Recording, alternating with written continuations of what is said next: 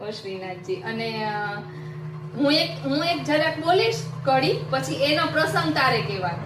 એટલે આ સરપ્રાઈઝ છે. હું તને 84 વૈષ્ણવનું કહીને આ પૂછી રહી છું, પણ એટલે તને આવડે છે કે નહીં? આપણે તને 2 વર્ષથી તું નથી ભણતી, આ પુષ્ટિમાળું નથી વાંચતી, પણ તને યાદ છે કે નહીં? એટલે ઠીક છે, ચલો. ઓ શ્રીનાથ. એક સમય ચિંતા ચિત આઈ, પછી દેવી હા. વિધ જાની જાય. તો એમાં શું પ્રસંગ આવે છે?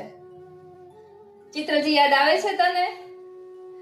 આવે છે હા, યાદ? એટલે પ્રસંગ ઈ છે કે મહાપ્રભુજી ચિંતામાં બિરાજી રહ્યા હતા કે જીવ દોષથી ભરેલો છે અને ઠાકોરજી નિર્દોષ છે, તો એ બંનેનો મેળાપ કઈ રીતે સંભવ થાય.